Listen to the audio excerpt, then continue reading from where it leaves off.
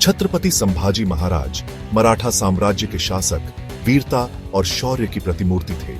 उनका शासनकाल मराठा गौरव और पराक्रम का स्वर्णिम अध्याय था। उन्होंने मुगलों के खिलाफ कई युद्ध लड़े और अपनी बुद्धिमानी, रणनीति और अदम्य साहस से उन्हें बार बार परास्त किया। संभाजी महाराज एक कुशल योद्धा होने के साथ साथ एक दूरदर्शी शासक भी थे। उन्होंने अपने राज्य का विस्तार किया और प्रजा के हितों की रक्षा के लिए कठोर निर्णय लिए।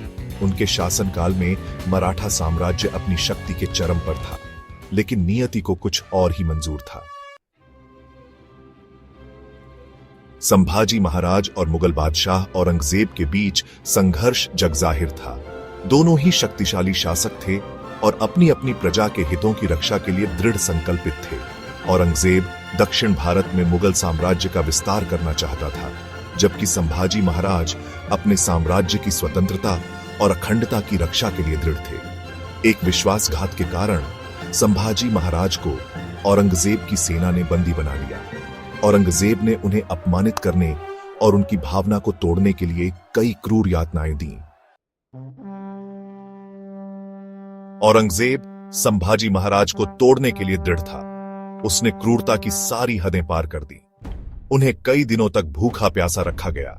उनके शरीर को गर्म सलाखों से दागा गया और उनके नाखूनों को खींचा गया।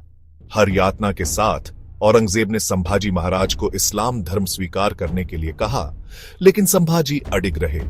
उन्होंने अपने धर्म और अपने लोगों के प्रति अपनी वफादारी नहीं छोड़ी। हफ्तों तक चले अत्याचार के बाद भी संभाजी महाराज ने हार नहीं मानी। उनकी आत्मा अटूट थी। अंततः औरंगजेब ने उन्हें मृत्यु दंड दे दिया। संभाजी महाराज का बलिदान व्यर्थ नहीं गया। उनकी शहादत ने मराठा साम्राज्य में एक नई चिंगारी भड़का दी।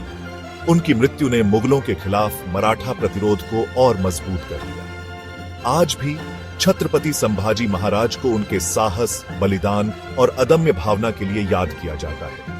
वे हमें अन्याय के खिलाफ लड़ने और अपने आदर्शों पर अडिग रहने की प्रेरणा देते हैं।